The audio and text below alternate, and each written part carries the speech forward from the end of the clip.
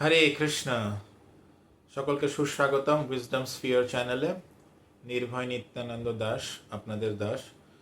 আমাদের এই প্রয়াস যে ভগবদ্গীতার যে শিক্ষা আমাদের জীবনে আমরা দৈনন্দিন জীবনে কিভাবে প্রয়োগ করতে পারি সেটাই আমরা আলোচনা করছি। আজকে আলোচনার দ্বিতীয় দিন।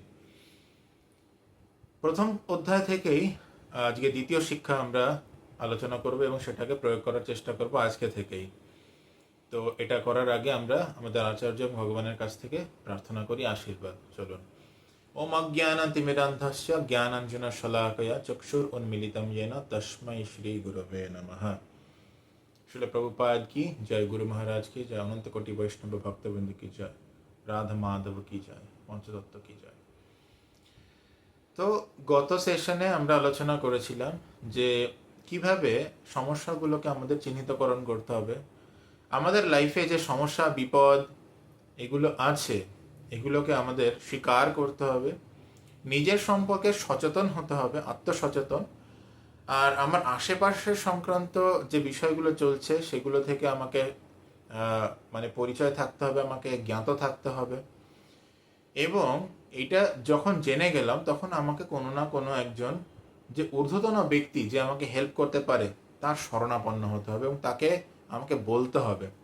আজকে আমরা শিখব যে তার কাছ থেকে আমরা কিভাবে গাইডেন্স বা দিক নির্দেশনা আমরা চাইতে পারি এবং কিভাবে চাইতে হবে দিক নির্দেশনা। এই দিক নির্দেশনা চাওয়ার খুবই প্রয়োজন আছে। কেন কি ইংলিশে বলে যে a boat without a sail is goes nowhere, তাই না?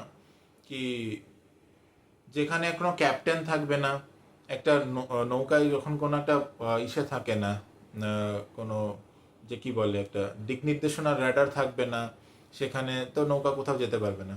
আবার যদি নৌকা যদি নোঙ্গর না তোলা হয় তবুও সারা জীবন বাইলেও নৌকা 1 ইঞ্চিও সরবে না।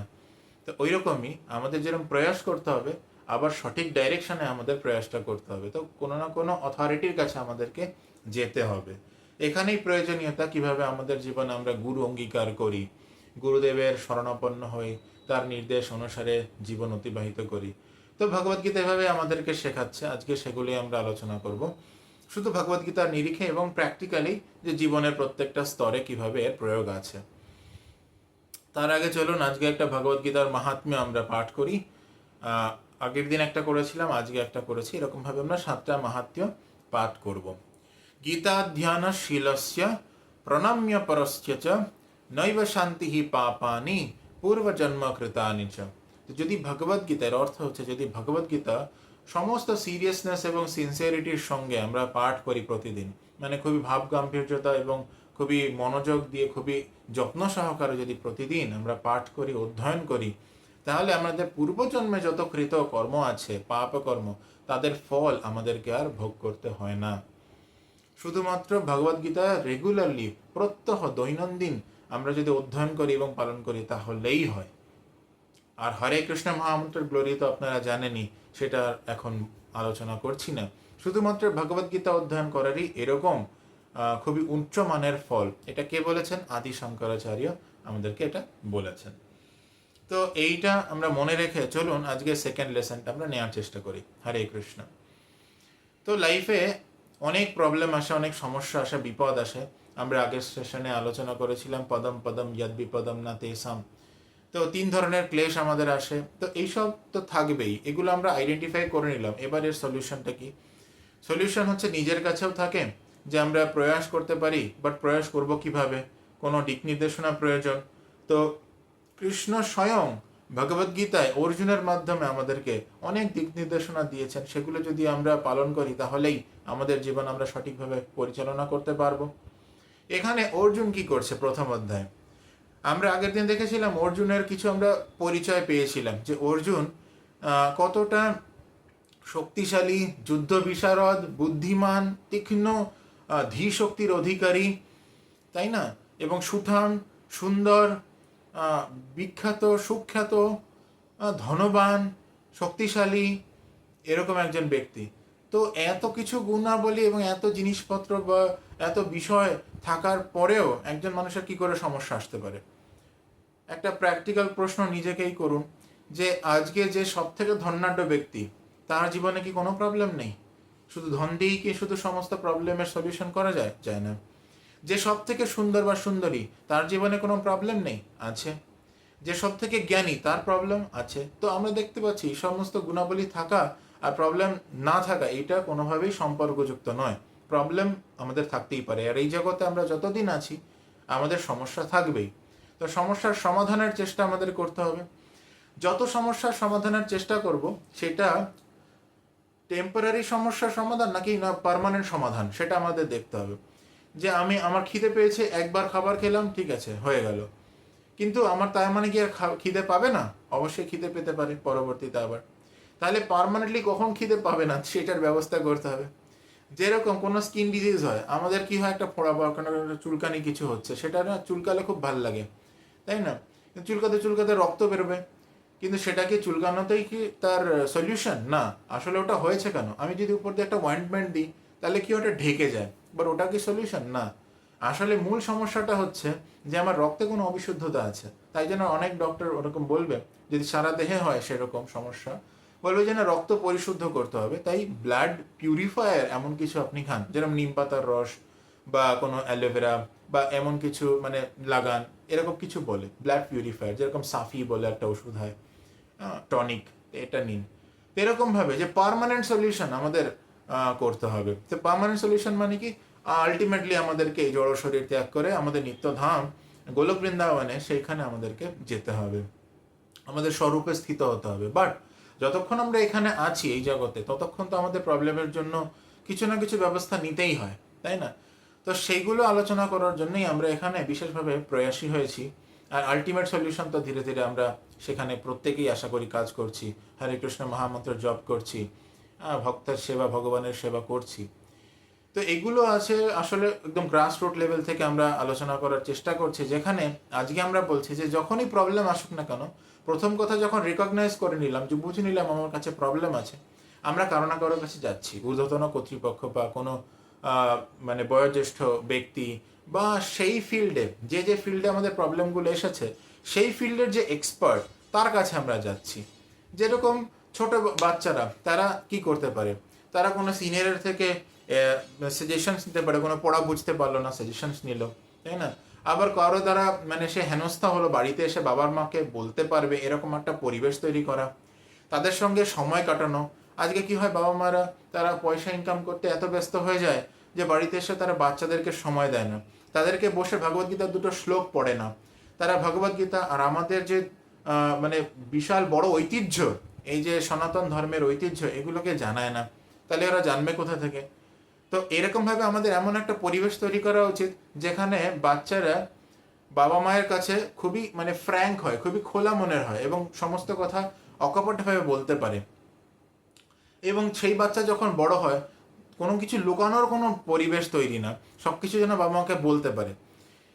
তারপর যখন তাদের ক্যারিয়ার হয়, তখন আমরা কি করি, কেন আচার্য, যেরকম আগে কি হতো, গুরুকুলে গিয়ে দেখা হতো যে কোন ব্যক্তি, কোন বাচ্চা কি ধরনের বৈশিষ্ট্য রাখে, কার মধ্যে কি ধরনের গুণাবলী আছে, যে কে ধনুর্ধর হতে পারবে, কে যুদ্ধ বিশারদ হতে পারবে, কে শিল্পকলাতে ভালো হবে, কে গান গাইতে পারবে, কে নাচতে পারবে, কে বৈশ্য হতে হবে, ব্যবসা করতে পারবে।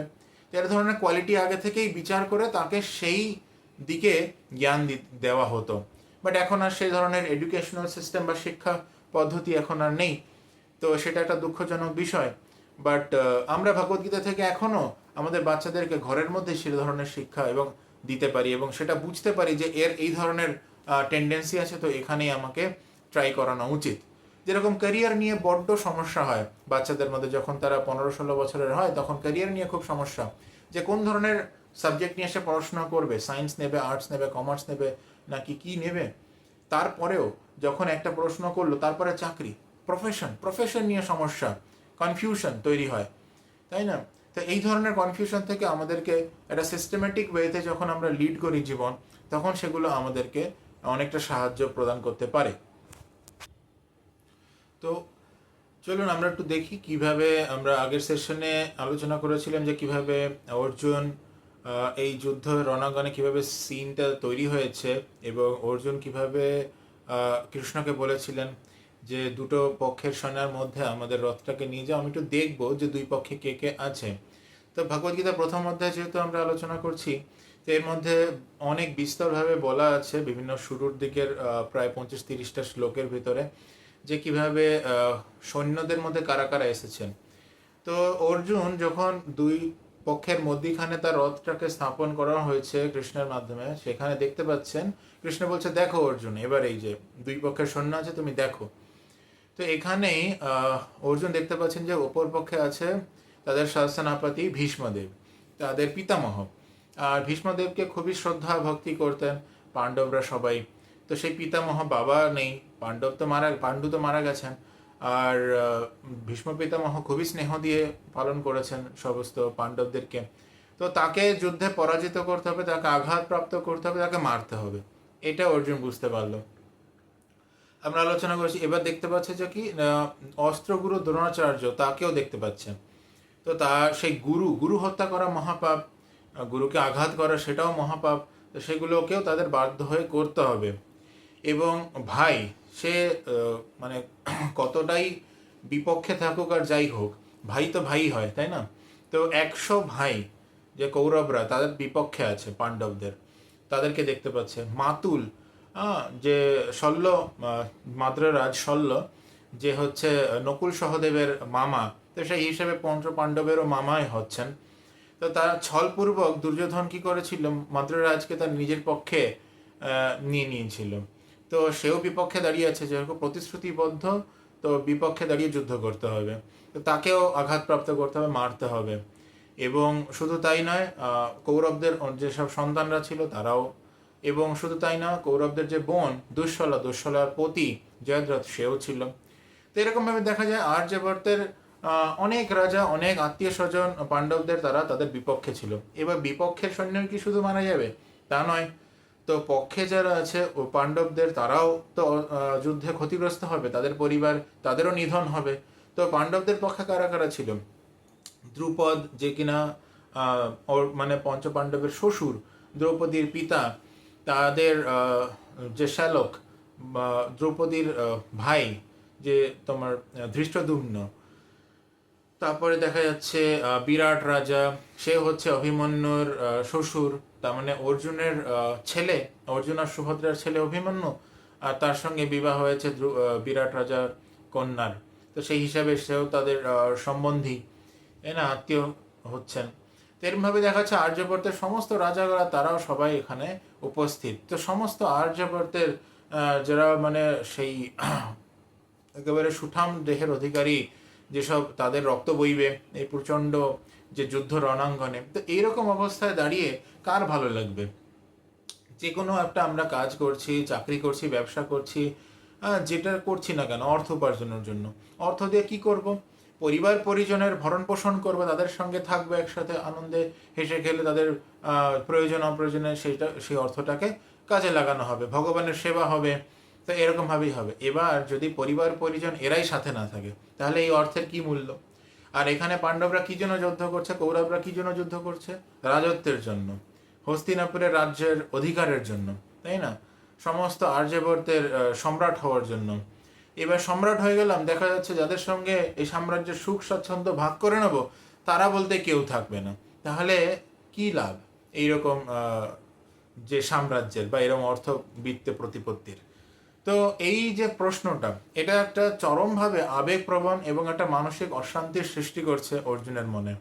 তো এই যে পরিস্থিতি, সেটা কৃষ্ণ কেন তৈরি করলেন? আর দেখা যাচ্ছে অনেকে বলে যে ভগবদ্গীতার যে যে যুদ্ধক্ষেত্রের যে ছবিটা আসে না, যে রথ আছে, ঘোড়া আছে, সেই রথের উপর কৃষ্ণ বসে আছেন, পেছনে অর্জুন বসে আছে, এই যে ছবি হয়, এই ছবিটা আপনারা বাড়িতে রাখবেন না, অনেকে বলে। বাট কেন বলে? বলছে যে না, রাত থাকলে এখানে যুদ্ধ হবে। আর এই যে ভগবদ্গীতা, এটাতে ভালো কিছু বলা নেই। কেন? যে অর্জুন যুদ্ধ করতে চাইছে না, কিন্তু কৃষ্ণ জোর করে যুদ্ধ করানোর জন্য বাধ্য করছেন। তাই তো হয়েছে। কিন্তু আপনাদের মধ্যে কাদের কি মতামত, সেটা আপনারা কমেন্টে এখানে বলতে পারেন, যে আপনারা কে বিশ্বাস করেন যে ভগবদ্গীতা বাড়িতে রাখা উচিত না। আর এই যে ব্যাখ্যা মানুষ দিয়ে থাকে, এটা সঠিক কি সঠিক না, এটা আপনারা আপনাদের মন্তব্য জানাতে পারেন। আর এটা কোনটা সঠিক কোনটা বেঠিক, এটা আমরা আচার্যদের ব্যাখ্যার মাধ্যমে আমরা আগামীতে সেটা আবার জানতে পারবো। ঠিক আছে, আমরা আলোচনা করব অবশ্যই অবশ্যই। এই প্রথম অধ্যায়ের শিক্ষাগুলোর মধ্যেই আমরা আলোচনা করতে পারবো, এটা আছে পরবর্তীতে। আজকে সেটা আলোচ্য বিষয় নয়, বাট তবু একটা প্রশ্ন তৈরি করে দিলাম পরের যে লেসন আসছে তার জন্য। ঠিক আছে, তো এবারে এইরকম পরিস্থিতিতে যে অর্জুন যুদ্ধ করবে কি করবে না বুঝতে পারছে না, এর মধ্যে ভালো কিছু আছে কি আছে না সেটাই বলছে। তো ভগবদ্গীতা আজকের বিষয় হচ্ছে তোমার 31 থেকে 35 নম্বর শ্লোক, প্রথম অধ্যায়। তো সেখানে শ্লোকটা উচ্চারণ করি। न च श्रेय अनुपश्यामि हत्वा स्वजनम आहवे न कांक्षे विजयम কৃষ্ণ न च রাজ্যম সুখানি চ। তো এখানে বলছে অর্জুন, আমি এখানে এমন কিছু ভালো কিছু দেখি নাই যুদ্ধের মধ্যে, যে আমার নিজের আত্মীয় স্বজনকে যুদ্ধে হত্যা করে কি ভালো হবে, কি এই বিজয়ের কি মানে হবে, কি শান্তি আসবে এখান থেকে। এই যে আচার্য, গুরু, মাতুল, আঙ্কেল, এদের সবাইকে মেরে কি লাভ হবে? যদিও বা তারা আমাকে প্রত্যুত্তরে মারতে রাজি, মারতে কিন্তু রেডি, তারা প্রস্তুত, তবুও তাদেরকে মেরে কি লাভ? তো এই প্রশ্ন যখন অর্জুনের মনে চলে এসেছে, সে কিন্তু তার কর্তব্য থেকে সরে যাচ্ছে। তো এই ধরনের যখন প্রশ্ন আসে তখন আমরা কি করব? তখন আমাদেরকে কোনো না কোনো, সেই যে ফিল্ডে আমাদের প্রশ্নটা এলো সেই ফিল্ডের এক্সপার্টের আমাদের শরণাপন্ন হতে হবে। যেরকম যখন ক্যারিয়ারের কথা বলছিলাম একটু আগে, তো তখন কোনো ক্যারিয়ার কাউন্সিলরের কাছে আমাদের যেতে হবে, সেটা বুঝতে হবে। বা যারা সিনিয়র আছে, তারা এই ধরনের ক্যারিয়ার পারসিউ করেছে, সেগুলো তাদের থেকে আমরা গাইডেন্স নিতে পারি। আবার যারা এক্সপার্ট টিচার্স আছে, যেটা আমি আগে থেকে যদি বুঝি আমার সন্তানের এই কোয়ালিটিস আছে, তাহলে আমাকে সেই দিকেই তাকে শিক্ষিত করা উচিত, তাই না?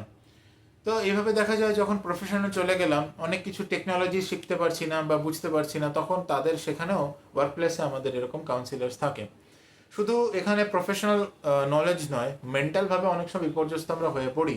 সেক্ষেত্রে অনেক সময় প্রয়োজন হলে মনোরোগ বিশেষজ্ঞের কাছেও আমাদের যাওয়া উচিত। এটা আগে খুবই খারাপ নজরে দেখা হতো, বাট এখন মানুষ অনেক উদার চিত্তের হচ্ছেন। বাট এই সব কিছুরই প্রয়োজন হয় না যখন আমরা ভগবদ্গীতার আলোকে নিজেদের জীবন যাপন করতে পারি। রেগুলার আমরা এক্সারসাইজ করতে পারি, আমরা প্রাণায়াম করতে পারি, ভগবদ্গীতা রোজ অধ্যয়ন করতে পারি। আজকে মাহাত্ম্যে আমরা পড়লাম যে ভগবদ্গীতা যদি রোজ সিরিয়াসনেস এবং সিনসিয়ারিটির সঙ্গে আমরা যদি অধ্যয়ন করতে পারি, আমাদের পূর্বজন্মকৃত যত পাপকর্ম আছে সেগুলো থেকে আমরা মুক্ত হতে পারি, সেগুলোর কোনো প্রভাব আমাদের জীবনে আর আসে না। বাট এই জন্মে যখন কর্ম করছি সেটার কি হবে? তার মানে আমাদের উচিত যে এই জন্মে আমাদের কোনো এরকম পাপকর্ম করা উচিত নয়, এমন কোনো কর্মই করা উচিত না যেখান থেকে আমাদের রিয়াকশন আসে। এটাও একটা থট প্রভোকিং একটা থিওরি, যেটা আজকের এই স্বল্প পরিসরে আমরা আলোচনা করতে পারবো না। অবশ্যই আগামীতে আমরা এটাকে আলোচনা করব যে কিভাবে এমন কোনো কাজ করা যায় যেখান থেকে কোনো রকম কোনো রিয়াকশন আসে না। তো যাই হোক, তো এই যে বিষয়বস্তুগুলো আজকে আমরা আলোচনা করলাম, যে কোনো না কোনো এরকম অথরিটির কাছে আমাদের যেতে হবে এবং তার থেকে গাইডেন্স নিতে হবে। এবার আসি ভক্তি সংক্রান্ত বিষয়। যখন পরিবারের সমস্যার সমাধান হয়ে যাচ্ছে, ঠিক আছে, একসাথে বসে আমরা কথা বলতে পারছি, আলোচনা করতে পারছি, একে অপরকে শেয়ার করতে পারছি, খুব ভালো কথা। সেরকমই আমাদের ভক্তি পরিবার যেটা থাকে, সেখানেও ভক্তি সংক্রান্ত বিষয় নিয়ে আলোচনা করা উচিত। আমাদের সাধনা কেমন চলছে, জপ কর্ম কেমন চলছে, অধ্যয়ন কেমন চলছে, সেবা কেমন চলছে, প্রচার কেমন চলছে, এগুলো সম্বন্ধে আমাদেরকে, আমাদের যে কাউন্সিলর থাকে তাদেরকে আমাদের ডেটা দেওয়া উচিত এবং তার থেকে ফিডব্যাক নেওয়া উচিত এবং সেখান তার যে দিক নির্দেশনা থাকে সেই হিসাবে জীবন পরিচালিত করা উচিত। যখন পারছি না তখন তার কাছে আবার রিপোর্ট করা উচিত যে আমার এই সমস্যাটা হচ্ছে, কিভাবে আমি সমাধান পেতে পারি। তো এইভাবেই আমরা যখন নামহট্টে আছি, তো নামহট্টে আমাদের অনেক সমস্যা হয়। তো সেক্ষেত্রে আমাদের যে জেলা প্রচারক আছেন বা ডিভিশন যে প্রচারক আছেন, তাদেরকে আমাদের শরণাপন্ন হতে হবে স্টেপ বাই স্টেপ। তাদের গাইডেন্স না নিলে আমরা একা একা হয়তো এর সমাধান করতে পারবো না অনেক সময়। তো এই সব শিক্ষাগুলো আমরা কিন্তু ভগবদ্গীতার এই যে প্রথম অধ্যায় থেকে দ্বিতীয় এই যে আজকের শিক্ষাটা আমরা এখান থেকে গ্রহণ করতে পারলাম। আশা করি এটা আমরা সকলে পালন করতে সক্ষম হব শ্রী গুরু গৌরাঙ্গের কৃপায়। তো তাদের কাছে আবার প্রার্থনা করে আজকের এই আলোচনা এখানেই আমরা বিরাম দিচ্ছি। গৌর প্রেমানন্দে হরি হরি বল। হরে কৃষ্ণ। Thank you.